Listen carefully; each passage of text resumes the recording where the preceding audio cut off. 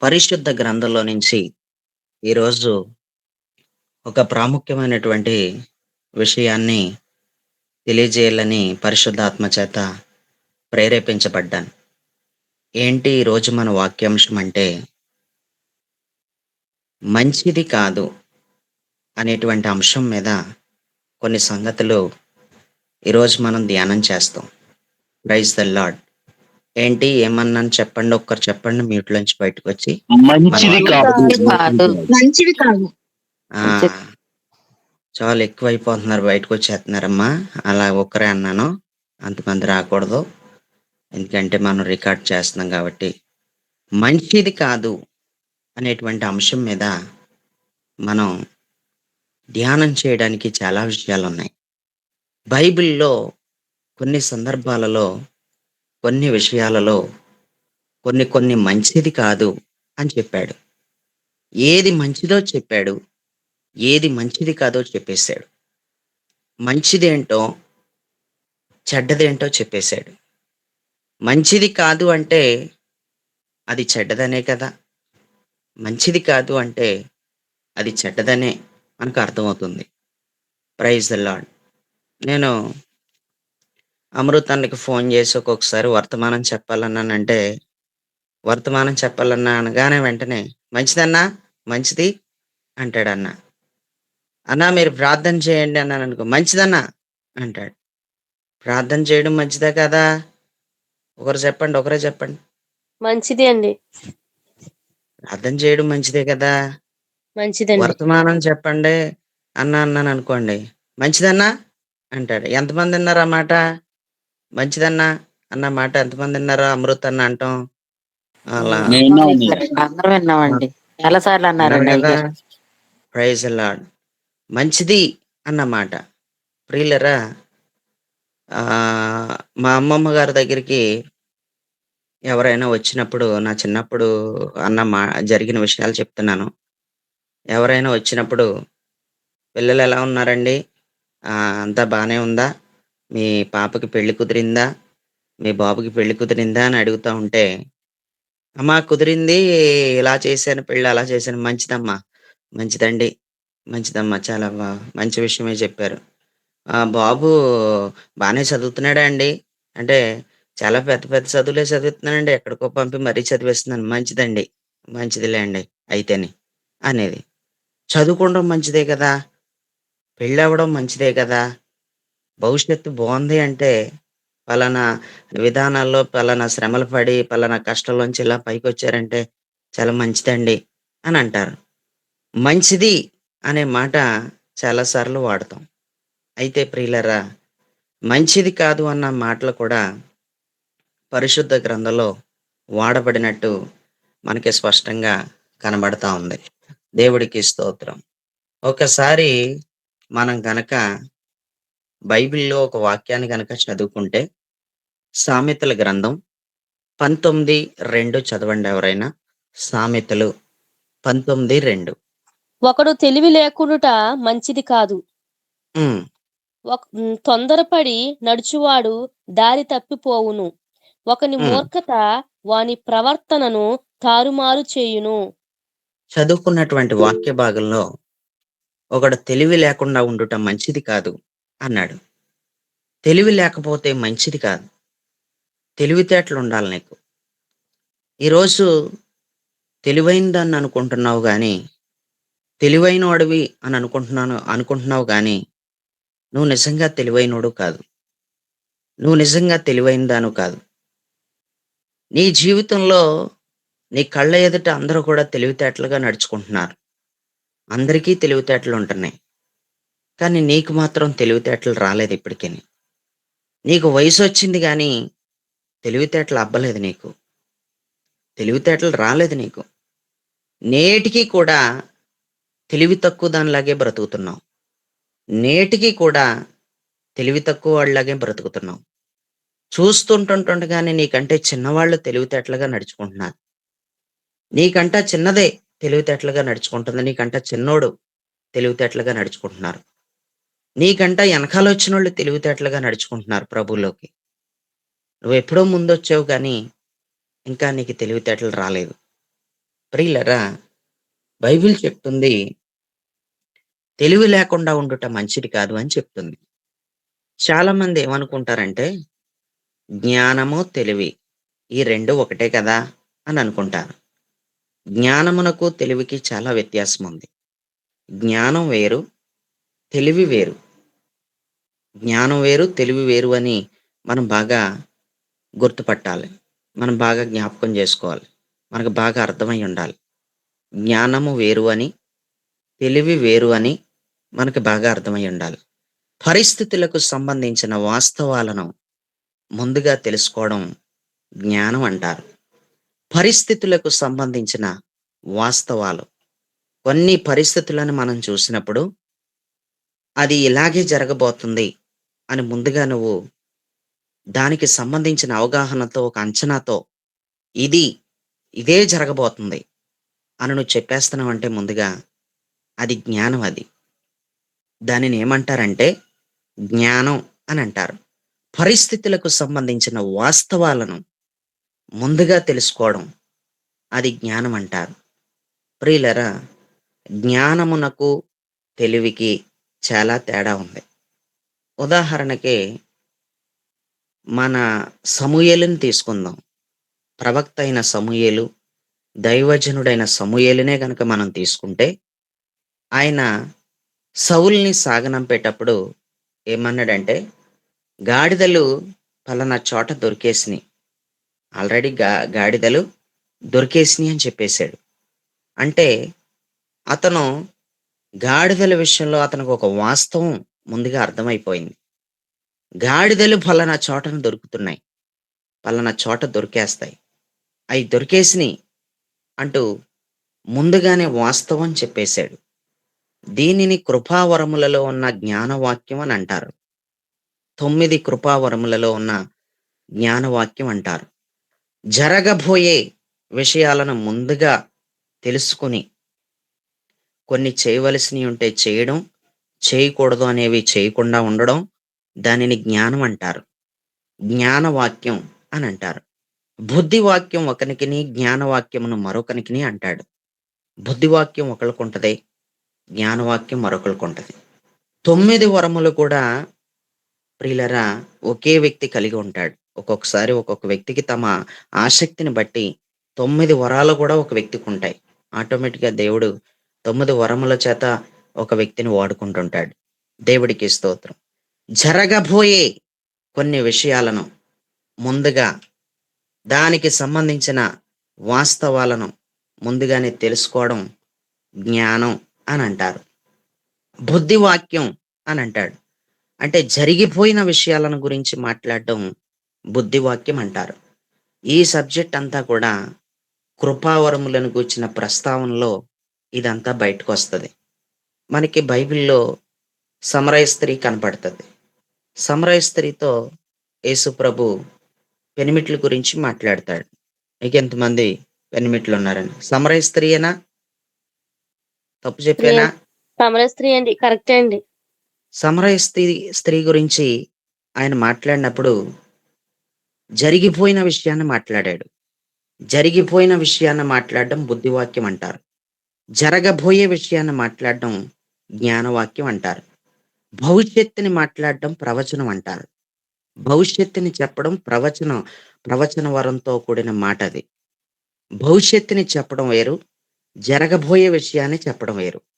జరగబోయేది ఇదే అని అంచనాతో నువ్వు సూచించి మాట్లాడుతున్నావంటే దానిని జ్ఞానం అంటారు. జ్ఞానమునకు, తెలివికి చాలా వ్యత్యాసం ఉంది. జ్ఞానానికి, తెలివికి చాలా తేడా ఉంది. చాలామంది తెలివి, జ్ఞానం ఒకటనుకుంటారు కాబట్టి విడమరిచి క్లియర్‌గా, స్పష్టంగా నేను మీకు ఈ మాటలు తెలియజేస్తా ఉన్నాను. దేవుడికి స్తోత్రం. అయితే ప్రియులారా, తెలివంటే ఏంటి? తెలివి లేకుండా ఉండుట మంచిది కాదన్నాడు. అసలు ఇంతకీ తెలివి లేకుండా ఉండుట మంచిది కాదన్నాడంటే, తెలివంటే ఏంటనేది మనకు తెలిసుండాలి. తెలివుండాలి అని అంటున్నాడు. ఎందుకు తెలివుండాలి? తెలివి లేకపోతే మంచిది కాదా అంటే, మంచిది కాదని రాసేసినప్పుడు ఇంక మంచిది కాదంతే. తెలివి లేకుండా ఉండడం మంచిది కాదని రాయించేసినప్పుడు, దేవుడు వ్రాయించేసినప్పుడు అదింక మంచిది కాదు. ఇంతకీ ఎందుకు మంచిది కాదు? అంటే తెలివంటే ఏంటి అనేది మనకు తెలిసుండాలి. కొన్ని పాయింట్లు తెలివంటే ఏంటో చెప్తాను. రాసుకునే వాళ్ళు తప్పకుండా రాసుకోవచ్చు. బయటెక్కడా మీకు దొరకవు. తెలివిని గూర్చిన ప్రస్తావన మీకు బయట తెచ్చినా, ఇంత లోతుగా మీకెవ్వరూ చెప్పరు. అందుకు నేనొక 13 విషయాలన్నా చెబుతాను. చెప్పిన తర్వాత కొంచెం ముందుకు వెళ్తాను. కొంచెం మాత్రమే ముందుకెళ్ళి క్లోజ్ చేసేస్తాను. అయిపోతుంది. Praise the Lord. బైబిల్‌లో ఏది మంచిది కాదో దాని గురించిన విషయాలు మీతో చెప్పాలని నేను ఆశపడ్డాను. దేవుడి చిత్తమైతే ఇంకా ఏం మంచివి కాదో అనేవి కూడా త్రవ్వి తీసి ప్రతీదీ మీకు చెప్పాలనుకుంటున్నాను. ఈరోజు మాత్రం తెలివి లేకుండా ఉండటం మంచిది కాదు అని దీని గురించి మాత్రం మాట్లాడాలని నేను ఆశపడ్డాను. ఇంతకీ తెలివంటే ఏంటి? తెలివిగా ఉండడం అంటే ఏంటి? అంటే మొట్టమొదటిది క్రొత్త విషయాలను తెలుసుకోవడం తెలివే. క్రొత్త విషయాలను తెలుసుకోవాలని ఆశ లేదు. క్రొత్త విషయాలను తెలుసుకోవాలనుకుంటున్నావంటే నువ్వు తెలివైన దానవు నువ్వు. నువ్వు తెలివైనోడు నువ్వు. క్రొత్త విషయాలు నాకవసరం లేదు. నేనింకేది నేర్చుకోను. నేనేది తెలుసుకోను అంటున్నావంటే నువ్వు తెలివైన దానవు కాదు నువ్వు. నువ్వు తెలివైనోడు కాదు నువ్వు. తెలివైన దానివైతే, తెలివైన వాడివైతే క్రొత్త విషయాలను తెలుసుకుంటావు. మొట్టమొదటిది క్రొత్త విషయములను తెలుసుకోవడం తెలివి అనంటారు. రెండవది సమస్యలను పరిష్కరించుకోవడం తెలివైన వ్యక్తి అంటారు. సమస్యలను ఏ వ్యక్తి అయితే పరీక్షించుకుంటాడో ప్రియులరా, ఆ సమస్యలను పరిష్కరించుకోవడం ఎవరికైతే వస్తుందో వాళ్ళు తెలివైనోళ్ళే. సమస్యలను పరిష్కరించుకోవడం రావాలి. పరిష్క పరిష్కరించుకునే విధానంలోకి ప్రతి ఒక్కరు కూడా రావాలి. సమస్యని పెద్దది చేసుకోకూడదు. సమస్యని చాలా చిన్నదిగా చేసుకోవాలి. చిన్నది ఎప్పుడైనా సరే పెద్దదయిపోద్ది. కానీ నువ్వు తెలివైన దానివైతే పెద్ద సమస్యని చిన్నది చేసేసుకుంటూ రావాలి. అది తెలివితేటలంటారు దాన్ని. నీవు తెలివైన దానివని చెప్పుకోవచ్చు. పెద్ద సమస్యని నువ్వు పరిష్కరించుకోవాలి. ఇంక అలాగే ఉంచుకోకూడదు ఆ సమస్యని. ఆ సమస్య ఏళ్ళు గడిచిపోతున్నా, సంవత్సరాలు గడిచిపోతున్నా అది అలాగే ఉంటుంది. ఎన్నో నెలలు గడిచిపోతుంది. సమస్య సమస్యగానే ఉండిపోయింది. సమస్యని పరిష్కరించుకోలేకపోయావు. నీ సమస్యకి పరిష్కారం ఏ విధంగా దొరుకుతుందో గమనించుకోలేకపోయావు. ప్రియులరా, సమస్యలను పరిష్కరించుకోవడం తెలివితేటలు కాదంటారా? ఈరోజు చాలామంది వ్యక్తుల్లో ఈ తెలివితేటలు లేవని మనం చెప్పుకోవచ్చు. సమస్యని చాలా పెద్దదిగా చేసేసుకునే అతి తెలివితేటలు, పనికిమాలిన తెలివితేటలు చాలామందికి ఎక్కువ ఉంటున్నాయి. పెద్ద సమస్యని చిన్నదిగా చేసుకోవడం రావాలి. దానిని ఏమంటారంటే తెలివి అంటారు. ఎంత పెద్ద సమస్యనైనా సరే ఇట్టే తేల్చి పాడేయాలి. ఇట్టే పరిష్కరించుకోగలిగే ఆ జ్ఞానం, ఆ విధానం కూడా నీలో తప్పకుండా ఉండుండాలి. దేవుడికి స్తోత్రం. రెండోది ఏం చెప్పాను చెప్పండి? ఎవరైనా చెప్పండి ఒకరు. రెండోది ఏం సమస్యలను చెప్పాను? పరిష్కరించుకోవడం. సమస్యలను పరిష్కరించుకోవడం తెలివి. మొట్టమొదటిది ఏం చెప్పాను చెప్పండి? క్రొత్త విషయాలను తెలుసుకోవడం. క్రొత్త విషయాలను తెలుసుకోవడం తెలివి. మూడవది దేనినైనా త్వరగా నేర్చుకోవడం తెలివితేటలంటారు. ఇట్టే చూస్తే పట్టేత్తడండి మా వోడు. ఇట్టే చూస్తే పట్టేత్తదండి మా యమ్మాయి అంటారు. ప్రియులరా, దేనినైనా త్వరగా నేర్చేసుకుంటారు తెలివైనోళ్ళు. దేనినైనా త్వరగా నేర్చేసుకుంటారు. ఒక సిస్టమ్ దగ్గర ఉన్నారంటే, ఆ సిస్టమ్ దగ్గర వర్క్ అంతా కూడా త్వరగా నేర్చేసుకుంటారు. తెలివితేటలు కాదా ఇవన్నీ? ఏదైనా ఒక పని రానోడు పని నేర్చుకుందామని ఎవరి దగ్గరికన్నా వెళితే, వాడెలా చూస్తాడు? ఇట్టే నేర్చేసుకుంటాడు. దేవుడికి స్తోత్రం. అంటే నేర్చుకునే తత్వం ఎవరి దగ్గర ఉంటుందంటే, తెలివైనోడి దగ్గర ఉంటది. ఏంటి అంటూ జారుతాడు. ఏదో తింగరోడు అనుకుంటాం మనం. కానీ ఆడెంతో తెలివైనోడు. ఏమి ఎరగనట్టు ఇదేంటి? అదేంటి? అంటూ ఉంటాడు. నేను మెకానిక్ షెడ్‌లో పని చేసినప్పుడు ఒకడు అలాగే వచ్చేవాడు. ఒకడు అలాగే వచ్చి, "ఇదేంటి? అలాగే అదేంటి?" అని అన్నాడు. ఈరోజు మొన్న అలాగెళ్ళినప్పుడు ఆశ్చర్యపోయాను. పెద్ద షాపెట్టేసాడాడు. పెద్ద షాపెట్టేసాడండి ఆడు. నిజం చెప్తున్నాను. అంటే ఈడెంత తెలివైనోడో చూడండి. అస్సలు ఈడికి ఏం తెలీదన్నట్టుగా వచ్చాడాడు. వచ్చి ఇలా అడగడం, అలా అడగడం. చాలా ఈజీగా నేర్చేసుకున్నాడు. ప్రియులారా, తెలివైనోడు ఎప్పుడైనా సరే నేర్చుకునే తత్వంలో అడిగి మరీ నేర్చుకుంటాడు. అడిగి మరీ నేర్చుకుంటాడనమాట. ఈరోజు నువ్వు తెలివైన దానివేనా? చెప్పసల. నీకు తెలివితేటలు లేకపోతే దేవుడు నీకు తెలివినిస్తాడు. ఖచ్చితంగా తెలివినిస్తాడు. నువ్వు తెలివైన దానివవుతావు. నువ్వు తెలివైన వాడివవుతావు. నీకు దైవికంగా కూడా నువ్వు తెలివితేటలుగా ఉండాలి. శారీరకంగా కూడా తెలివితేటలుగా ఉండాలి. నువ్వు అన్నీ తెలిసిన వ్యక్తిగానే ఉండాలి. నాకేమీ తెలీదంటూ ఒక ఆత్మీయతలో ఆత్మీయంగానే ఉంటానంటూ నీకు భూ సంబంధంగా కొన్ని కొన్ని విషయాలు తెలియకపోతే మోసపోతావు. అందుకు శారీరకమైన జ్ఞానం ఉండాలి. ఆత్మ సంబంధమైన జ్ఞానం కూడా ఉండాలి. శారీరకంగాను తెలివితేటలుండాలి. ఆత్మీయంగా కూడా తెలివితేటలుండాలి. నువ్వు 2 విధాలుగా ఉండాలి.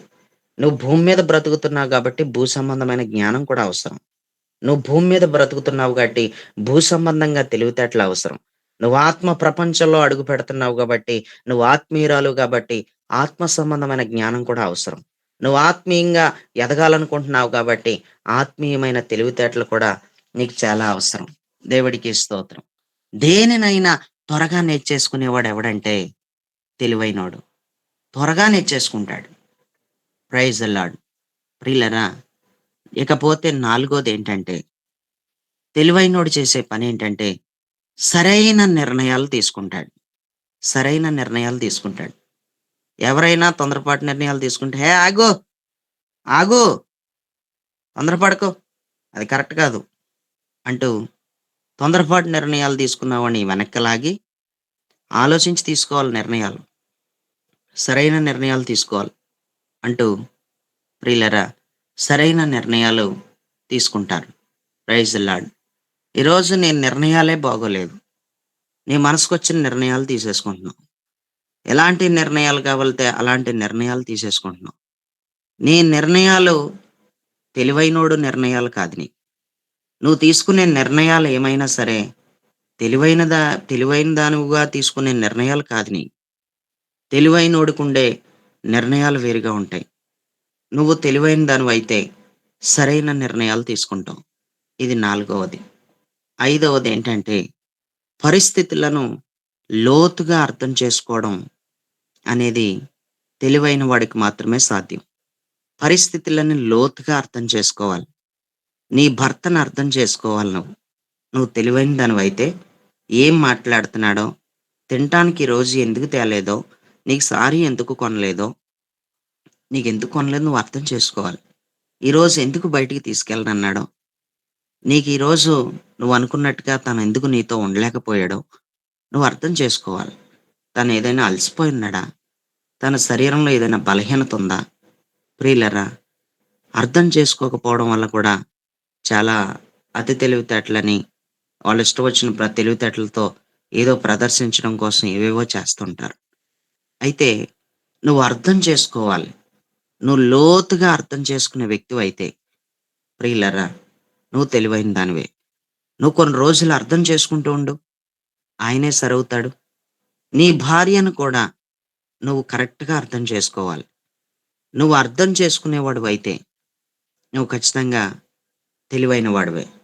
ఎందుకో ఒక్కొక్కసారి చిరాకుగా ఉంటది. అప్పటికప్పుడే అయిపోతుంటది. అప్పటికప్పుడే మంచానికి అంటుకుపోతుంటది. ఆ! ఏం అర్థం గాదు. ఏమన్నంటే ఒంట్లో బాగోలేదంటది. ఏమన్నంటే నీరసంగా ఉన్నానంటది. ఆవిడకేం కావాలో సూడు. ఆవిడకేం కావాలో సూడు. అసలు ఆవిడ బాధేటో సూడు. పైకి చెప్పదు. ఆవిడ బాధేటో సూడు. మీ అమ్మకేమన్నా కొన్నావా? అదేమన్నా మనసులో ఎట్టేసుకుందా ఆవిడ కొనలేదని? సూడు, అర్థం చేసుకో. లోతుగా అర్థం చేసుకో. ప్రియులారా, ఒక దైవజనుడు యూట్యూబ్‌లో మనం తరచుగా చూసే ఉంటాం. కొన్నిసార్లు భార్య దగ్గర గూడా తప్పించుకోవడం రావాలి. అంటే తప్పించుకోవడం ఎలా రావాలన్న విషయం అతను చెప్పాడనమాట. దేవుడికి స్తోత్రం. ఒకరోజు అందంట ఆళ్ళావిడి, "నాకు నల్లపూసల దండ గావాలి కొంటావా? కొనవా?" అందంట. నేనే పెద్ద నల్లపూసనే. ఇంక నీకు నల్లపూసల దండ ఎందుకన్నాడంట.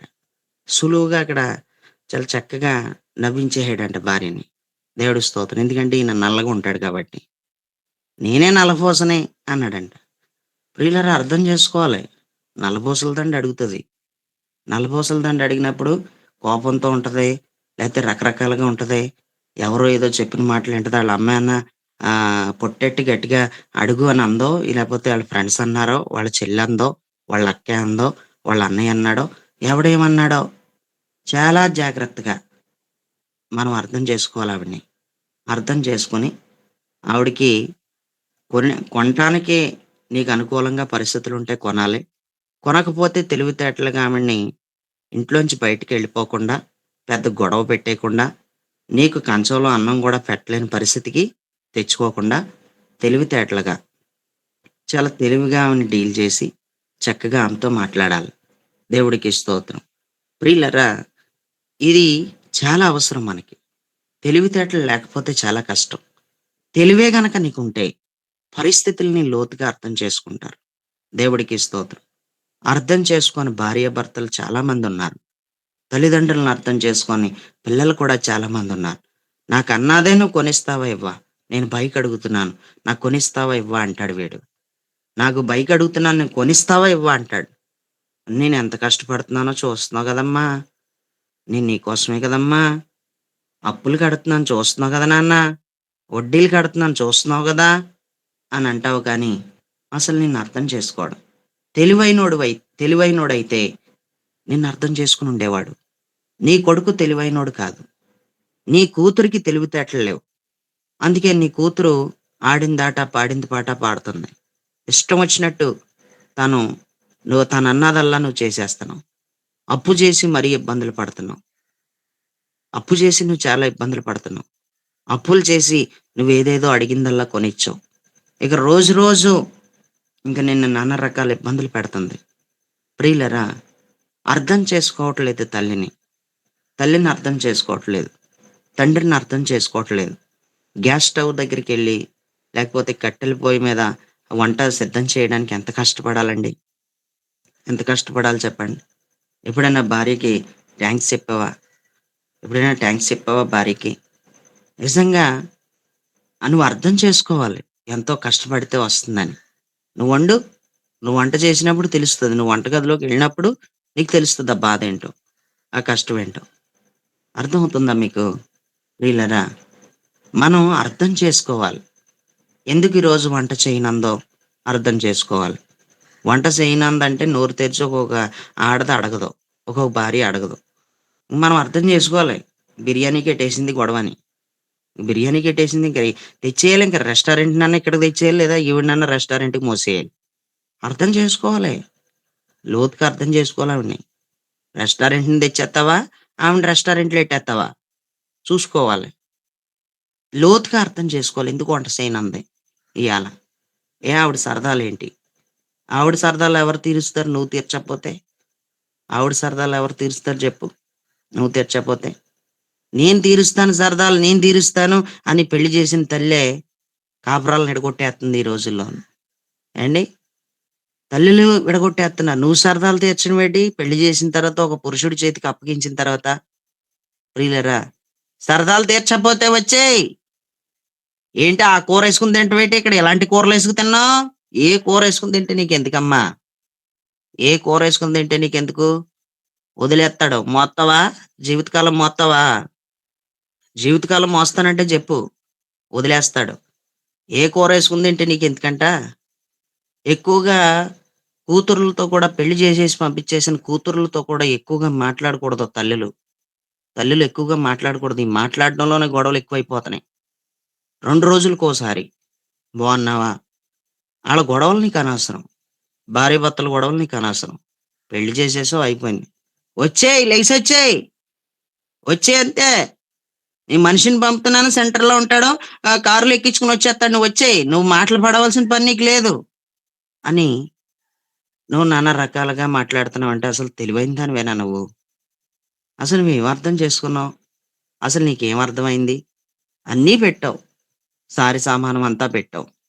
కట్నాలిచ్చావు, కానుకలిచ్చావు, అన్నీ పెట్టావు. ఆడపడుచుల కంటే ఆడపడుచులకిచ్చావు. గోల్డ్ అంటే గోల్డ్ పెట్టావు. అన్నీ పెట్టిన దానివి. కాపురం చేయించడం చేత కాలేదు నీకు. నీకు నీ కూతురుతో కాపురం చేయించడం చేత కాలేదు. అంటే నేనేమంటానంటే ప్రియులరా, ఈ తెలివితేటలా అంటాను. అసలు నువ్వు తెలివైన దానివైతే నేను నిన్ను పెట్టాను. నువ్విక్కడికొచ్చి ఉండటమేటి? ఉంటే చూత్తానికని వచ్చావు. చూత్తానికని వచ్చిన చూసినట్టు ఎళ్ళిపో అంతే. చావైనా, బతుకైనా వాడితోనే చావు. పెళ్లి చేశాను గదా! చావైనా, బతికినా వాడితో చంపేస్తానంటున్నాడు. చంపేస్తే చచ్చిపో అంతే. ఒకడికిచ్చిన తర్వాత ఆ మొగుడితోనే చావు అంతే. నీకు పెళ్లి చేసిందెందుకు? నీకు పెళ్లి చేసిందెందుకు? అని చెప్పి ఇంకా ఏవైనా చెప్పాలనుకుంటే తెలివైన దానివైతే, అలా తొందరపడకూడదులే అమ్మా! ఈదెక్కకూడదు ఆడదానివి. రోడ్డెక్కకూడదు ఆడదానివి. పెళ్లి చేసుకున్న తర్వాత అనుకుంటాం, ఆడుకుంటాం. 100 వస్తా ఉంటాయి. నేను మీ నాన్నతో పడలేదా బాధలు? అని నీ కూతురు చెప్పుకోవాలి. మీ నాన్నతో నేను బాధలు పడలేదా? మీ నాన్నతో ఇబ్బందులు పడలేదా? అలా ఉండకూడదు కదా! ఎళ్ళు. అలా గాదు. పలానా దాంతో తిరుగుతున్నాడు. ఎవరితో తిరిగినా పర్వాలేదమ్మా. ఎళ్ళు. ఆడు కాళ్ళు, చేతులు చల్లబడితే వాడే వస్తాడు. ఎళ్ళు నువ్వలా అసహించుకోకూడదు. మొగోడు తిరగకపోతే ఆడది తిరుగుతదా? ఎళ్ళు. అలా అనకూడదు. మీ నాన్న ఎంత దారుణంగా ఉండేవాడు? నేను చేయలేదా కాపురం? ఈరోజు నాకెంత పేరుంది? నాకెంత ఘనతుంది? అని చెప్పి ఇది చెయ్యాలి తప్ప, దేనితోనో తిరుగుతున్నాడు, దేనితోనో మాట్లాడుతున్నాడని చెప్పేసి, అక్కడి నుంచి నీ కూతురినొచ్చేయమంటం తెలివితేటలు కాదు. ఆయనకేం గావాలి చెప్పు? వేరే ఆడదానితో మాట్లాడుతున్నాడంటే, వేరే స్త్రీతో సంబంధం పెట్టుకున్నాడంటే, నువ్వేం చేస్తన్నావు? నువ్వు బెడ్‌రూమ్‌లో ఆయనతో ఎలా ఉంటున్నావు? అసలు నువ్వు ఆయనతో ఉంటున్నావా లేదా? అని పర్సనల్‌గా కొన్ని విషయాలు నీ కూతురును ఒక తల్లిగా పక్కకు పిలిచి, మాట్లాడి, నచ్చజెప్పి, ఇష్టం లేదంటది. నాకు కష్టంగా ఉందంటది.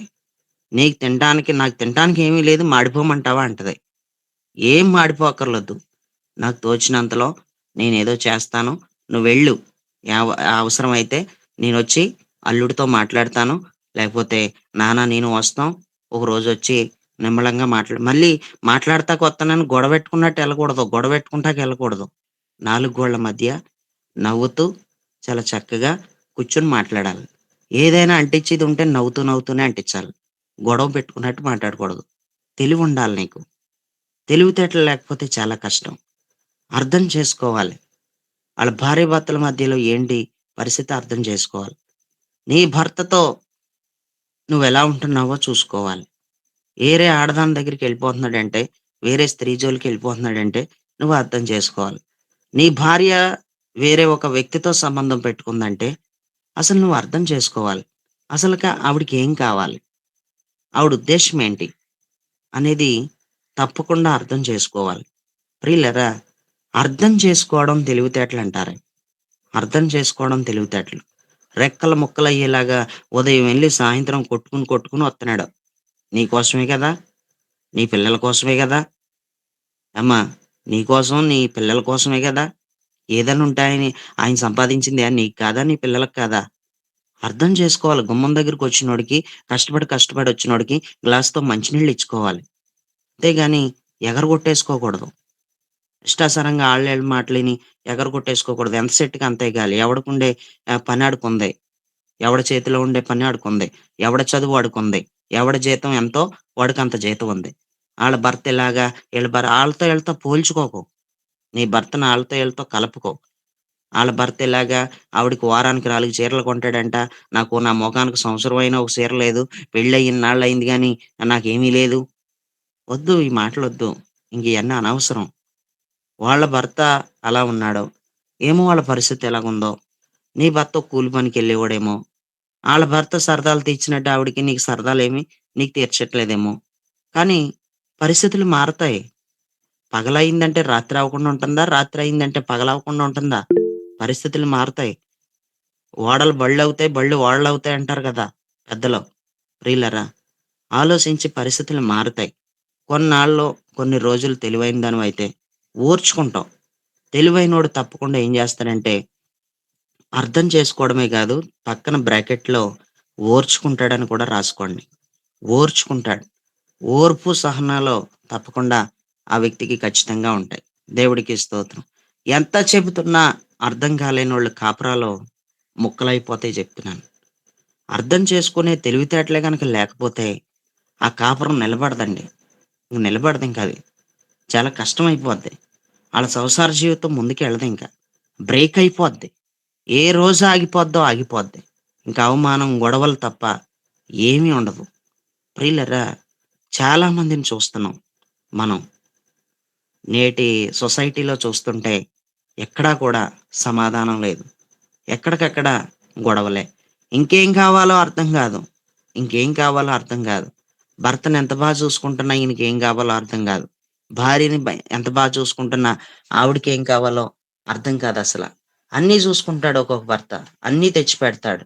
గేట్ దాటి బయటికెళ్ళకుండా 4 నెలలకి, 3 నెలలకి సరిపడా కిరాణా అంతా తీసుకొచ్చి పెడతాడు. పాలు ప్యాకెట్‌తో, పెరుగు ప్యాకెట్‌తో సహా ఆవిడకి ఏం కావాలో అన్నీ తీసుకొచ్చి పెడుతుంటే, ఏ బాధేటి కాపురం చేసుకుంటాకి? నీకు బాధేటి అసలని? మరి ఇంకా నీకేం కావాలి? నీ కోరికలేటి ఇంకా నీకసల? భర్త మొఖం మొత్తేసాడా? వేరే మొగోడి మీదకెళ్ళిపోతుందా మనసు? భార్య మొఖం మొత్తేసిందా? వేరే ఆడదాని మీదకెళ్ళిపోతుందా మనసు? ఏంటి నీ తత్వం ఏంటి? అసలు నువ్వు తెలివైనోడివేనా? అసలు నువ్వు తెలివైన దానివేనా? ఇంత నేరుగా, సూటిగా, ఓపెన్‌గా మాట్లాడుతున్నాను నేను. నీ భర్త నీకు మొఖం మొత్తేసాడా? నీకన్నీ తెచ్చిపెడుతుంటే నీకు బాధేంటి ఇంకా మరి? నీకన్నీ తెచ్చిపెడుతున్నాడు గదా! తాగుబోతు భర్త గాదు. తాగుతాడా అంటే తాగడు. పోనీ ఏమైనా ఫ్రెండ్స్‌తో తిరిగి ఖర్చు పెట్టే వ్యక్తా అంటే, ఫ్రెండ్స్‌తో తిరిగి ఖర్చు పెట్టేవాడు గాదు. మరింక నీకేంటసలు నీకేం కావాలి? నేనెక్కడికన్నా అంటే ఎళ్ళొద్దన్నాడా?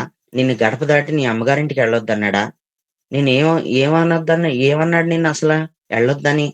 నిన్నేమన్నా కాళ్ళు కట్టేసాడా? చెయ్యిలేసి కట్టేసాడా? దేనికన్నా ఏసి కట్టేసాడా కదలకుండా? నీ బాధేంటసలా? నీ ఇబ్బందేంటి? అర్థం చేసుకోవాలి.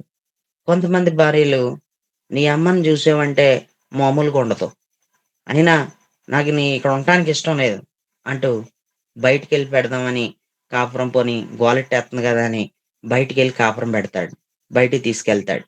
బయటికి తీసుకెళ్ళి ఏ రెంట్ హౌస్‌లోనో 5,000 6,000 తీసుకొని పెడతాడు. పెట్టిన తర్వాత అక్కడితో ఆగుతదా? నీకు నీ అమ్మ దగ్గరికెళ్ళే పనేటి? మరి ఆళ్ళ అమ్మని ఎవరు చూత్తారు మరి? మీ అమ్మని పంపించు మరి. ఆళ్ళ అమ్మని చూత్తానికి. బయటికన్నావు. బయటకొచ్చి తీసుకొచ్చి పెట్టాడు గొడవెందుకని. మరి ఉండాలి కదా నువ్వు. బయట ఉండవు. నీకేంటి? నీకు బాధేంటి? నీకన్నీ తెచ్చిపెడుతున్నప్పుడు నీకు బాధేంటి? ఆళ్ళ అమ్మ దగ్గరికెళ్తాడో, చేత్తాడో. ఆళ్ళ అమ్మని చూసుకోపోతే ఎవడు చూత్తాడు మరి? పెళ్ళాం వచ్చిన తర్వాత పెళ్ళాం వెనకాల పోయాడు. ఈడు పెళ్లి చేసిన తర్వాత చూడండి ఇలా చేసాడని మీ అమ్మ వాళ్ళమ్మ నలుగురికి చెప్తది. అది చెడ్డ పేరే గదా! అది నీకు చెడ్డ పేరే గదా! మా కోడలొచ్చి ఇలా చేసింది నా కొడుకునని చెప్పిందంటే అది నీకే చెడ్డ పేరు గదా! ఆయన్నెందుకు వేరేగా పెట్టమన్నావు. అక్కడ ఉండనన్నావు. ఉమ్మట్లో ఉండనన్నావు. ఉమ్మడిగా వండుకొని తిననన్నావు. సెపరేట్‌గా నా గదిలో నేను వండుకుంటాను. నా రూమ్‌లో నేను వండుకుంటానన్నావు. నిన్నక్కడ కూడా కొన్నాళ్ళు వదిలేసారు. అక్కడ కూడా నచ్చలేదు. నాకు బయటికే వచ్చేత్తాను నేనన్నావు. పోనీ బయటెట్టాడు. బయటెట్టిన తర్వాతైనా నువ్వు ఆయన గొడవ నీకెందుకు? నీకేమన్నా తెత్తన్నాడా? సాయంత్రం అయ్యేటప్పటికి నీ దగ్గరికొస్తున్నాడా? ఇంటికొస్తున్నాడా? అది చూసుకోవాలి. నీ అమ్మ ఇంటికెళ్తాకి వీల్లేదు. నీ అక్కలతో మాట్లాడటానికి వీల్లేదు. ఇయన్నీ నీకెందుకంట? ప్రియులారా, బయట పెట్టినటువంటి వాళ్ళెవ్వరైనా సరే, ఇటు అబ్బాయి గాని, ఇటు అమ్మాయి గాని, వాళ్ళ మాటలు, వీళ్ళ మాటలు విని, నీ కాపురాన్ని పోగొట్టుకున్నావంటే, నువ్వు తెలివైనోడివి కాదు. నువ్వు తెలివైన దానివి కాదు. నువ్వు అన్ని విధాలుగా చక్కగా నడుచుకున్నావా? తెలివితేటలుగా ఎలా నడుచుకోవాలో అలా నడుచుకున్నావా? చాలా విషయాల్లో నువ్వు భార్యవైతే చాలా తగ్గిపోయావా? నువ్వు భర్తవైతే చాలా తగ్గిపోయావా? అయినా లోబడట్లేదా? పోతారు పోనీ. పోతారు పోనీ. ఆళ్ళ కోసం ఎక్కువగా ఆలోచించిన అవసరం గూడా అంత అవసరం గూడా లేదు. న్యాయంగా, న్యాయబద్ధంగా నువ్వెలా చూసుకోవాలో చూసుకున్నావు. నువ్వు తెలివిగా చూసుకున్నావు. అవతల వ్యక్తి నిన్నర్థం చేసుకోలేదు. నిన్నర్థం చేసుకునే తెలివి ఆవిడకి లేదు. పోనీ ఆవిడ కోసం నువ్వు ఆత్మహత్య చేసుకొని చచ్చిపోవడం ఎందుకు? ఆవిడ లేదని నేను సమాజంలో తలెత్తుకొని తిరగలేనని అనుకోవడం ఎందుకు? పైనున్న రాజువే, కిందున్న రాజువే. నువ్వు మగోడు నువ్వు. నువ్వు మగోడివయ్యా. నువ్వు పైనున్న రాజువే, కిందున్న రాజువే. నేనే రాజుని, నేనే రాణిని అనుకుంటుందేమో ఆవిడి. ఎన్నో రోజులుండదది. 10 రోజులు మాత్రం ఉంటది. తర్వాత నుంచి అవమానాలు స్టార్ట్ అవుతాయి. ప్రియులరా, ఇలాగన్నాను గదా అని మగవాళ్ళందరూ గూడా గర్వంగా ఫీల్ అయిపోకండి. గర్వంగా ఫీల్ అయిపోకండి. నేనేమంటానంటే, ఇద్దరు భార్యాభర్తలు కలిసుంటేనే సమాజంలో మగవాడికైనా గౌరవం ఉంది. ఆడదానికైనా గౌరవం ఉందంటాను నేను. నిన్ను కొన్ని విషయాల్లో నేను పిలిచి మాట్లాడాలన్నా, నేను గౌరవించాలన్నా, నీ పరిస్థితులు ఆడికే బయటోళ్ళకేం తెలుసు? ఏం జరిగిందో? నిన్నెవడు అర్థం చేసుకోడు. కానీ నిన్ను గౌరవించాలంటే ఖచ్చితంగా నువ్వు భార్యతో ఉండుండాలి. నేను గౌరవించాలంటే నువ్వు భర్తతోనే ఖచ్చితంగా ఉండుండాలి. దేవుడికి స్తోత్రం. ఇది తెలివితేటలుగా మనం ముందుకు వెళితేనే ఇది సాధ్యం. దేవుడికి స్తోత్రం. ఇంకెనకాలోళ్ళు, ముందోళ్ళు వచ్చి ఇంకిష్టాసారంగా విడగొట్టే ప్రయత్నాలు చేస్తే ఎంత తెలివితేటలుగా ఎన్ని రకాలుగా చేద్దామన్నా ఇంక సెట్ అవ్వట్లేదంటే, నేను దానికి కూడా ఏం చెప్తానంటే, పోతే పోనీ నువ్వు బాధపడటం ఏంటంటాను. ఏ రకంగా బలపరిచే విధంగా, ఆ రకంగా బలపరచగలిగే ఆ యొక్క విధానాలన్నీ దేవుడు మనలో పెట్టాడు. ఆ సామర్థ్యం నాకిచ్చాడు కాబట్టి, ఎవరిని ఎలా కట్టాలో కూడా కట్టగలిగే శక్తి, సామర్థ్యాలు నాలో పెట్టాడు కాబట్టి, నేను చెప్తున్నాను ఈ మాటలన్నీ. దేవుడికి స్తోత్రం. అర్థం చేసుకోవాలి. లోతుగా అర్థం చేసుకునే తత్వం తెలివైన ఆడదానికుంటది. తెలివైన మగాడికుంటది. ఇది ఎన్నోది చెప్పండిప్పుడు? నేను ఎన్నోది చెప్పాను? ఐదోదండి. ఐదోదండి. ఐదోది చెప్పాను. ఆరోదేంటో తెలుసా? జీవితంలో ఎదురయ్యే కష్టతరమైన సవాళ్లను సమర్థవంతంగా ఎదుర్కోవడం ప్రియులారా తెలివైనోడికే సాధ్యం. జీవితంలో ఎదురయ్యే కష్టతరమైన సవాళ్లను సమర్థవంతంగా ఎదుర్కోవడం తెలివైనోడికే సాధ్యం. తెలివైనోడు ఎలాంటి సవాళ్ళనైనా సరే, ఎంత కష్టతరమైన పరిస్థితినైనా సరే ఎదుర్కొంటాడనమాట. పారిపోవడం, వెనక్కెళ్ళిపోవడం. జీవితం అన్న తర్వాత ఇటు జీవితమే కాదు, ఇటు భక్తి జీవితం అనేది సవాళ్లతో కూడిందిది. సవాళ్లతో కూడిందిది. తెల్లవారుజామున లేవడం అంటే చిన్న విషయం కాదు. ఇది సవాలుతో కూడిందిది. ఇది ఎంత కష్టతరమైన పరిస్థితినైనా సరే, తెలివైన వాళ్ళమైతే, తెలివైన వాళ్ళమే అయితే నిజంగా మనం ఎదుర్కొంటాం. ఇది ఆరవది. ఏడవది సమయం యొక్క ప్రాముఖ్యతను ఎరగడం. సమయం యొక్క ప్రాముఖ్యతను ఎరగగలిగే విధానం తెలివైనోడికే ఉంటది. సమయం యొక్క ప్రాముఖ్యతను ఎరిగే శక్తి తెలివైనోడికుంటది. సమయం ఎంత ప్రాముఖ్యమైందో, సమయం వ్యర్థంగా పోగొట్టుకోకూడదు. సమయం వేస్ట్ చేయకూడదు అని ఎవరైతే అనుకుంటున్నారో, వాళ్ళు తప్పకుండా తెలివైన వాళ్ళని మనం చెప్పొచ్చు.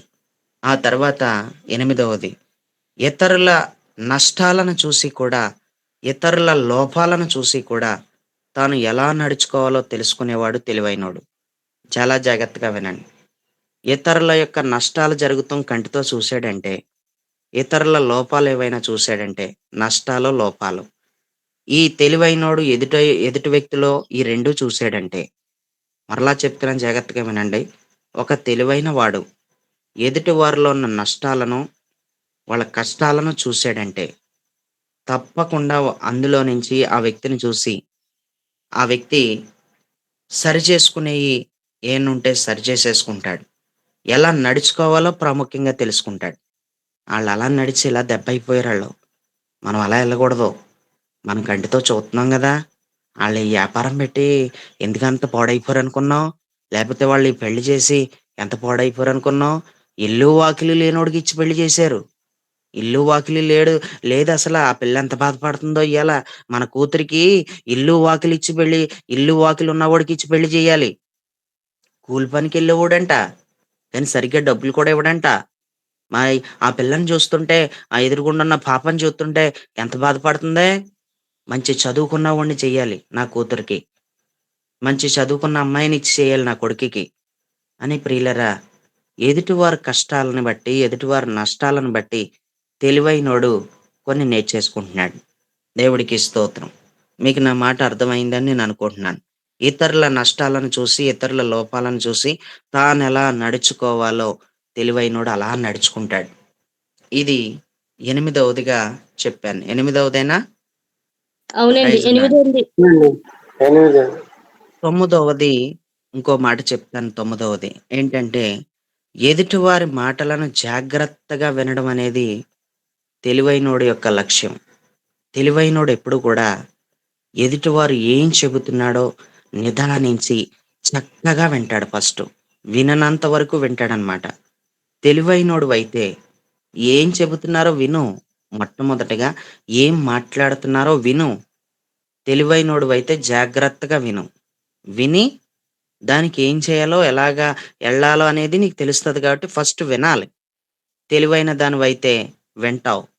తెలివైన వాడివైతే నువ్వు వింటావు. వినే తత్వం నీకుండాలి. నీ చెవులతో విను. ఫస్ట్ విని ఏం చెప్తున్నారో విను. నువ్వు వినకుండా ఏదేదేదో మాట్లాడేత్తన్నావు. అవతల వ్యక్తిని మాట్లాడనివ్వట్లేదు నువ్వు. నువ్వు వినడం లేదు, వినటానికి ఇష్టపడతలేదు. ఫస్ట్ విను.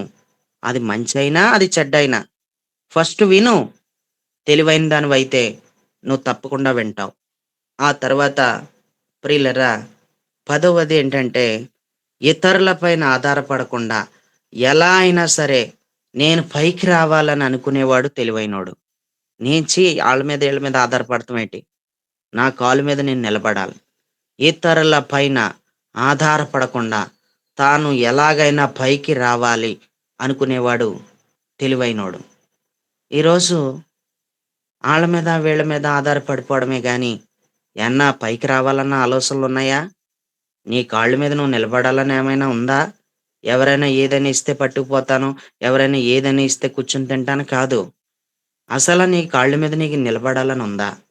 ఎవరి మీద ఆధారపడకుండా, దేని మీద ఆధారపడకుండా, భార్య కట్నాల మీద ఆధారపడకుండా, నీ పుట్టింటి కాడ నుంచి డబ్బులు తే అని అనకుండా, అత్తగారి సొమ్ము మీద ఆధారపడకుండా, నీ కాళ్ళ మీద నువ్వు నిలబడవా? అత్తగారి సొమ్ము తే అనటం తెలివితేటలు కాదు గదా! భార్యని పంపించి కట్నం డబ్బులు తీసుకురా అని అనటం తెలివితేటలు కాదు గదా! అసల పెళ్లి చేసుకునే వాళ్ళెవ్వరు గూడా కట్నాలు తీసుకోకూడదసల. కట్నం తీసుకోకూడదసల. కట్నం తీసుకోవడం అనేది కరెక్ట్ పద్ధతి కాదది. కట్నాల్ని ఏమాత్రం ఆశించకుండా పెళ్లి చేసుకోవాలి. అది క్రైస్తవుడి యొక్క విధానం. దేవుడికి స్తోత్రం. నీ కాలు మీద నువ్వు నిలబడతావు. నువ్వు తెలివైనోడివైతే. భార్య ఏదో తేలేదు, లేపోతే అత్తగారు ఏదో తేలేదు, అత్తగారు ఏదో పెట్టలేదు. ఇదంతా కాదు. ఆశించకు. ఆశపడు. ఆశపడడం మంచిదే కానీ, ఆశించడం మంచిది కాదు. ఆశ అనేది ఆత్మ సంబంధమైందే గాని, ఆశించటం అనేది శరీర సంబంధమైంది. ఆశ అనేది దేవుడి దగ్గర నుంచి మొదలయ్యేదే గాని, ఆశించటం అనేది సాతాను గాడి దగ్గర నుంచి మొదలయ్యేది. ఆశించటం వలన గొడవలు తప్ప ఏమీ లేదు. ఆశపడడం వల్ల అంతా నిమ్మలం ఉంటది. దేవుడికి స్తోత్రం. నువ్వేం చేయాలంటే, ఆశపడు. నేనిలా పైకెళ్ళాలి. నేను ఇలా ఎదగాలి. నా కాలు మీద నేను నిలబడాలి. ఆశపడడం తప్పు కాదు. ఆశించడం తప్పంటున్నాను. నువ్వు తెలివైనోడివైతే, నువ్వు తెలివైన దానివైతే తప్పకుండా నువ్వేం చేస్తావంటే, ఒకరి మీద ఆధారపడకుండా ఎలా అయినా సరే పైకి రావాలని అనుకుంటావు. తెలివైనోడి యొక్క విధానం ఇలాగుంటది. 11వది చెప్తున్నాను. ఒక పనిని ఆలోచించటం, ఆలోచించి చేయటం తెలివైనోడి పని. ఆలోచిస్తాడు. 2, 3 రోజులైనా ఆలోచిస్తాడు. ఆలోచించి మాట్లాడతాడు. తెలివైనోడు ఎప్పుడు కూడా ఏది పడితే అది మాట్లాడడు. ఆలోచిస్తాడు. ఒక బేరం ఆడేటప్పుడు కూడా ఆలోచిస్తాడు. కొంతమందికి తెలివితేటలుండవు. ఆడు రూ. 10 చెప్పాడంటే, రూ. 5కి ఇత్తావా అంటే ఆడు ఇచ్చేత్తానంటాడు. రూ. 5కి కొనేసుకున్న తర్వాత, రూ. 5కి కొన్న తర్వాత, నేను ఎక్కువ పెట్టేసినట్టున్నాను అని బాధపడతావు. అంత బాధపడతావు ఎందుకు? నువ్వు రూ. 2కి అడగొచ్చు కదా! బేరం ఆడేటప్పుడు తెలివైనోడివైతే. నువ్వు రూ. 2కి అడగొచ్చు కదా! తొందరపడి మాటాడేశావు. తెలివైన దానివైతే, తెలివైనోడివైతే అంత తొందరపాటుతో మాట్లాడవసల. తొందరపడిపోకూడదసల. దేవుడికి స్తోత్రం. ఆళ్ళెంతైనా చెప్తారు. అమ్ముకునేవాళ్ళు, వ్యాపారం చేసుకునేవాళ్ళు ఎంతైనా చెబుతారాళ్ళు. ఎన్ని వేలైనా చెబుతారు, ఎన్ని వందలైనా చెబుతారు. ఆళ్ళు చెప్పే వేలుకి నువ్వు కొనేయవు గదా! వాళ్ళు చెప్పే వందలకి నువ్వు కొనేయవు గదా! నువ్వు కొనుగోలు చేసేవు గదా! తెలివితేటలుగా ఆలోచించి మాట్లాడాలి. ఒక బేరాలాడే కాడ ఆలోచించి ఆడాలి. ఒక వస్తువు కొనే కాడ తెలివితేటలుండాలి. ఒక వ్యక్తి దగ్గర మాట్లాడేటప్పుడు తెలివితేటలుగా మాట్లాడాలి. ఇష్టాసారంగా మాటలు వదిలేయకూడదు. ఇటు గొడవల కాడ కూడా మాటలు వదిలేయకూడదు. ఇటు ఏ విషయంలోనూ కూడా అది ఏ విషయానికైనా వర్తిస్తది. నువ్వు తెలివైనోడివైతే, నువ్వు తెలివైన దానివైతే నువ్వు ఆలోచించి చెయ్యి ఏది చేసినా. ఆలోచన లేకుండా చేసేయకూడదు. ఆలోచన లేకుండా చేసేసారంటే వాళ్ళు తెలివైనోళ్ళు కాదాళ్ళు. ఆలోచన పాడు లేదురా బాబు! అంతా పాడు చేసావు. ఆలోచన ఉండదురా బాబు నీకు అని అంటారు పెద్దలు. కదా! దీనినేమంటారంటే తెలివంటారా? చెప్పసల. దీన్ని తెలివని అనరు గదా! తెలివితేటలే లేకపోతే నువ్వు బుద్ధిహీనుడివే అని అర్థం. తెలివితేటలు లేకపోతే నువ్వు పశుప్రాయురాలివే. నువ్వు పశుప్రాయుడివే. దేవుడికి స్తోత్రం. ప్రియులారా 12వది మనం చూస్తే ఏం చెప్పాను? ఒక పనిని ఆలోచించి చేయడం తెలివైనోడి పని 11వది. 12వది కూడా చెప్పేసాను. త్వరపడి మాట్లాడవనమాట. అది 12వది. 13వది భవిష్యత్తును అంచనా వేయడం తెలివైనోడు చేసే పని. భవిష్యత్తేంటో ఆలోచిస్తాడు. ఈ డబ్బులు ఈ రోజు ఖర్చు పెట్టేస్తే రేపెలా వస్తాయి? అంటూ కొంచెం జాగ్రత్తగా పిల్లలున్నారు. లేకపోతే కుటుంబ పరిస్థితి ఇలా ఉంటది. రేపు అనుకోకుండా ఏదైనా సమస్యొచ్చి పడతది. చంటిబిడ్డలు ఇంట్లో ఉన్నారు. చేతిలో ఒక రూపాయి డబ్బులు లేకపోతే కష్టం. ఏ టైంకి పిల్లలకి ఎలా ఉంటదో అంటూ ఒక రూపాయి వెనకేసుకోవడం అనేది ప్రియులారా ఏదో కూడబెట్టడానికి కాదు సుమా! ఏదో కూడబెట్టడానికి కాదు. కొంచెం భూమి మీద ఉన్నాం గాబట్టి, లోకంలో బ్రతుకుతున్నాం గాబట్టి, ఒకడి మీద ఆధారపడకుండా, ఒకడి దగ్గర చెయ్యి జాపకుండా ఉండడం కోసం నేను కుటుంబ పరంగా ఒక మంచి విషయాలు చెప్తున్నానంతే మీకు. మీరేదో దాసుకోండి, ఆస్తులు పోగేసుకోండి అని నేను అనడం లేదు. నీవు ఎప్పుడైనా సరే కొంచెం భవిష్యత్తు కోసం ఆలోచించు. పిల్లలు పెద్దవాళ్ళవుతారు ఆలోచించు. కొంచెం ఆలోచించు. రేపు పెద్ద వయసవుతది నీది. కొంచెం ఆలోచించు. ఆలోచించి చెయ్యి ఏదైనా. ప్రియులారా ఇదంతా తెలివి కాదా? తెలివంటే ఏంటని అనుకుంటున్నారో? ఈ 13 విషయాలలోనే తెలివంటే ఏంటో అర్థమైపోయింది. దేవుడికి స్తోత్రం. ఈ 13 విషయాలలో తెలివేంటో అర్థమైపోయింది. ఇప్పుడు చదవండి మరలా సామెతల గ్రంథం ఇందాక చెప్పాను గదా! ఇప్పుడు మరలా పెట్టినండి. చదవండి. ఒకడు తెలివి సామెతలు లేకుండా ఉండుట ఒకడు హ్మ్. తెలివి లేకుండుట మంచిది కాదు. తొందరపడి ఒకడికి న చాలు. ఒకడికి తెలివి లేకుండా ఉండుట మంచిది కాదన్నాడు. ఇప్పుడు మీకు అర్థమైందా? తెలివి లేకుండా ఉండడం మంచిదా? తెలివితేటలుగా ఉండడం మంచిదా? అనేది మీరు ఆలోచించుకోవచ్చు. తెలివైన దానివా? నువ్వు తెలివైన వాడివా? నువ్వు తెలివైన దానివేనా? అనేది నువ్వు బాగా ఆలోచించుకోవచ్చు. దేవుడికి స్తోత్రం. మరొక వాక్య భాగాన్ని మనం చూస్తే గనక ప్రియులారా మరొక వాక్య భాగాన్ని మనం చూస్తే గనక అక్కడ ఈ విధంగా రాసుంటది. 2వ దినవృత్తాంతాలు మొదటి అధ్యాయం 10వ వచనాన్ని చదవండి. 2వ దినవృత్తాంతం. ఈ ని ఈ గోచరమునకు ఈ నీ గొప్ప జనమునకు ఆ! న్యాయము ఈ గొప్ప జనమునకు న్యాయము తీర్చు శక్తి గలవాడెవడు? నేను ఈ జనముల మధ్యను ఉండి కార్యములను చక్కపెట్టినట్లు తగిన జ్ఞానమును, తెలివిని నాకు దయచేయుము. ఈ నీ గొప్ప జనమునకు న్యాయము తీర్చ శక్తి గలవాడెవడో? నేనీ జనుల మధ్యన ఉండి కార్యములను చక్కబెట్టినట్లు తగిన జ్ఞానమును, తెలివిని నాకు దయచేయి అన్నాడు. జ్ఞానము అడిగాడు, తెలివిని అడిగాడు. జ్ఞానముండి తెలివి లేకపోయినా, తెలివుండి జ్ఞానం లేకపోయినా అది చాలా ఇబ్బందే. తెలివి అవసరమే, జ్ఞానం అవసరమే. తెలివంటే ఏంటో చెప్పాను. జ్ఞానం అంటే కూడా స్టార్టింగ్‌లోనే చెప్పాను. దేవుడికి స్తోత్రం. ప్రియులారా, ఈ సొలొమోను దేవుణ్ణి తెలివిని, జ్ఞానాన్ని అడిగేటప్పుడు ఎంతమంది జనసమూహం కోసం ఇంత అడిగే ఉంటాడంటే, బైబిల్ చెప్తుంది నేల ధూళి అంత విస్తారమైన జనుల మీద రాజుగా ఉన్నాడు కాబట్టి, తప్పనిసరిగా అతనికి జ్ఞానం అవసరం. అతనికి తెలివితేటలు అవసరం. అతనికి తెలివి చాలా ప్రాముఖ్యమైంది. అతనికి జ్ఞానం చాలా ప్రాముఖ్యమైంది. అతనికి ఏం అర్థమైందంటే, అతను జ్ఞానంగానే జ్ఞానం అడిగాడండి. అతను సొలొమోను దేవునిని అడిగేటప్పుడు, జ్ఞానం అడిగేటప్పుడు జ్ఞానంగానే అడిగాడు. అతను జ్ఞానంగానే అడిగాడు. అతను భవిష్యత్తుని చూసాడు. లేకపోతే కొన్ని ప్రతికూల పరిస్థితులలో ఇలాంటి పరిస్థితులుంటాయి కాబట్టి, ఇలాంటి ఇబ్బందులుంటాయి కాబట్టి, ముందుగానే అతను పరిస్థితిని గుర్తించి, దేవునిని జ్ఞానంతో జ్ఞానం అడిగాడు. అతనుకున్న కొద్దిపాటి జ్ఞానంతో జ్ఞానాన్ని అడగటానికి కూడా జ్ఞానం ఉండాలి. కొద్దిపాటి జ్ఞానం అన్నా ఉండాలి మనకి. మనలో ఆ జ్ఞానం విస్తరించబడాలి. ఆ తర్వాత అక్కడ తెలివిని కూడా అడుగుతున్నాడు. పై వచనాన్ని చదవక్క.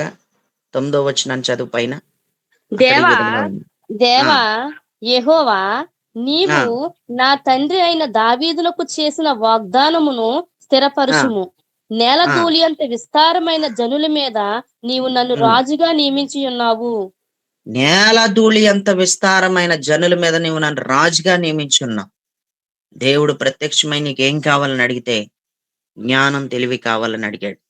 నేల ధూళి అంత విస్తారమైన జనసమూహం విషయంలో ప్రియులారా ఏమడిగాడో చూడండి. తెలివినడుగుతున్నాడు, జ్ఞానాన్నడుగుతున్నాడు. అంతే కాకుండా ఒకసారి మనం యోబు గ్రంథాన్ని చదివితే గనక, యోబు గ్రంథం 38, 36 చదవండి. 38, 36. అంతరంద్రియములలో ఆ! జ్ఞానముంచిన వాడెవడు? ఆ! జ్ఞానముంచువాడెవడు? హృదయమునకు తెలివినిచ్చువాడెవడు? జ్ఞానము అక్కడ చేత చాలు చాలు. అంతరింద్రియములలో జ్ఞానముంచిన వాడెవడు? హృదయమునకు తెలివినిచ్చిన వాడెవడు? అన్నాడు. ప్రియులారా చాలా జాగ్రత్తగా వినాలి. అంతరింద్రియములలో జ్ఞానముంచిన వాడెవడు? హృదయమునకు తెలివినిచ్చిన వాడెవడు? అన్నాడు. మనలో ప్రతి ఒక్కరం కూడా ఒకటి గుర్తుపెట్టుకోవాలి. మనిషికి పంచేంద్రియాలుంటాయి, జ్ఞానేంద్రియాలుంటాయి, కర్మేంద్రియాలుంటాయి, తర్వాత అంతరేంద్రియాలుంటాయి. మనం చదువుకున్న వాక్యంలో అంతరేంద్రియాలే అన్నాడా? ఏమన్నాడు? మరలా అంతరంద్రియముల చదవండి. అన్ అంతరంద్రియములలో ఆ! జ్ఞానముంచువాడెవడు? ఆ! హృదయమునకు అంతరింద్రియములలో అంతరింద్రియములలో జ్ఞానముంచిన వాడెవడన్నాడు. మనిషికి పంచేంద్రియాలుంటాయి. లేకపోతే పంచేంద్రియాలు లేక జ్ఞానేంద్రియాలుంటాయి. తర్వాత కర్మేంద్రియాలుంటాయి. ఇయన్నీ కూడా పైకి సంబంధించినియి. ఏయి పంచేంద్రియాలైనా, జ్ఞానేంద్రియాలైనా, ఈ కర్మేంద్రియాలైనా పై శరీరానికి సంబంధించినియి. అంతరింద్రియాలనేవి ఆత్మకున్నాయి. ఆత్మకేమున్నాయంట? అంతరింద్రియాలు. లోపడున్న భాగంలో అన్నీ కూడా అంతరింద్రియాలనే లెక్కల్లోకెళ్తాయి. ఉదాహరణకి మనస్సనేది లోపడికి సంబంధించిందే. మనసనేది లోపడికి సంబంధించిందే. అందుకే మనసును కూడా అంతరింద్రియం అనంటారు. మనసును అంతరింద్రియం అంటారు. పంచేంద్రియాలు లేక జ్ఞానేంద్రియాలు చూడటం గాని, వినటం గాని, వాసన లేపోతే రుచులు కోరడం గాని, ఆహ్, మరి శరీర స్పర్శ, శరీర స్పర్శ అంటారు. మరి కర్మేంద్రియాలు మనం చూడగలిగితే ప్రియులారా కాళ్ళు, చేతులు, మాటలు, మలద్వారం ఇలాంటివన్నీ కూడా మనకి కర్మేంద్రియాల లెక్కల్లోకి వెళ్తాయని మనం బాగా గుర్తుపెట్టుకోవాలి. దేవుడికి స్తోత్రం. చదువుకున్నటువంటి వాక్య భాగంలో ఏమంటున్నాడంటే అంతరింద్రియాలంటున్నాడు. అంతరింద్రియములు. అంతరింద్రియములలో జ్ఞానముంచిన వాడెవడు? ఎవడు జ్ఞానం ఉంచుతాడు? ఎవడు జ్ఞానం పెట్టగలడు? ఆత్మలో ఉండవలసిన జ్ఞానం, ఆత్మలో ఆత్మలో ఉన్నటువంటి ఆ యొక్క జ్ఞానం ఎంతో ఉత్తమమైంది. ఆత్మలో జ్ఞానం ఉండాలి. అంటే ఆత్మజ్ఞానం ఉండాలి. ఆత్మజ్ఞానం ఎవ్వరు దయచేయలేరు. ఆత్మ జ్ఞానాన్ని దేవుడు మాత్రమే దయచేయాలి. హృదయమునకు తెలివినిచ్చిన వాడెవడు? తెలివి కూడా హృదయమునకు తెలివి రావాలి. దేవుడికి స్తోత్రం. అంటూ ఇక్కడ క్లియర్‌గా చెప్పాడు. ప్రియులారా ఇంకొక మాట చదువుకొని ముగించేసుకుందాం. కీర్తనల గ్రంథం 73:22 చదవండి. 73:22 కీర్తనలు. నేను తెలివిలేని నేను ఆ! తెలివిలేని పశుప్రాయుడినైతిని. నీ హ్మ్. సన్నిధిని మృగము వంటి వాడినైతిని. మరిప్పుడు నువ్వేమంటావో సూసుకో. నువ్వు పశుప్రాయుడివా? నువ్వొక పశుప్రాయురాలువా? నువ్వు మృగము వంటి వాడివా? నువ్వొక మృగము వంటి దానివా? తెలివి లేకపోతే ఇంతేనంట అని రాసేశాడు. నేను తెలివి లేని పశుప్రాయుడనైతిని. నీ సన్నిధిని మృగము వంటి వాడనైతిని అన్నాడు. తెలివుండాలి. తెలివి లేకుండా ఉండుట మంచిది కాదు అని చెప్పేసి క్లియర్‌గా చెప్పేసాడు. సామెతలు 14:33 చదివండి. సామెతలు 14:33 చదవండి. 14:33. తెలివి గలవాని హృదయమందు ఆ! జ్ఞానము సుఖనివాసం చేయును. హ్మ్. బుద్ధిహీనుల అంతరంగములోనున్నది హ్మ్. బయలుపడును. చూసారా? ఇక్కడ మ్యూట్‌లో పెట్టుకోవాలి. తెలివిగల వాని హృదయమందు జ్ఞానము సుఖనివాసం చేయును అన్నాడు. దేవుడికి స్తోత్రం. అంతే కాకుండా బుద్ధిహీనుల అంతరంగంలో సుఖనివాసం చేయును. బుద్ధిహీనుల అంతరంగంలోనున్నది బయలుపడును అని క్లియర్‌గా రాసేసాడు. తప్పకుండా మనందరికీ కూడా తెలివుండాలని మనకిక్కడ అర్థమవుతుంది. దేవుడికి స్తోత్రం. ఈ మాటలు వింటున్నటువంటి మీలో చాలా మందికి ఇప్పుడు చెప్పండి. మంచిది కాదు అనేటువంటి అంశంలో ఏది మంచిది కాదో సింపుల్‌గా ఒక చిన్న పాయింట్ మాత్రమే చెప్పాను. ఇంకా మనకి ఏది మంచిది కాదు అనేది సబ్జెక్ట్ చాలా పెద్దది ఉంటదది. ఒక్కొక్క అంశాన్ని మనం తీసుకుంటూ వస్తే అనేకమైన విషయాలు మనం నేర్చుకోవచ్చు. దేవుడికి స్తోత్రం. తెలివి లేకుండా ఉండుట మంచిది కాదు. తెలివి లేకపోతే నాకు తెలివి దయచేయి అని అడుగు. తెలివి కలిగిన వ్యక్తివైతే 13 లక్షణాలు, 13 క్రియలు నీలో ఖచ్చితంగా ఉంటాయి. ఆ 13 నేను చెప్పిన 13 గనక నీలో ఉంటే నువ్వు తెలివైన దానివి. నువ్వు తెలివైనోడివి. ఆ 13 గనక నీలో లేకపోతే, ఇంకా నీకింకా తెలివితేటలు అబ్బలేదు అని, తెలివితేటలు రాలేదని నువ్వు బాగా గమనించాలి. దేవుడికి స్తోత్రం. దేవుడు ఈ కొద్ది మాటల్ని దీవించి, ఆశీర్వదించి ఫలభరితంగా మార్చును గాక. ఆమేన్. ఆమేన్.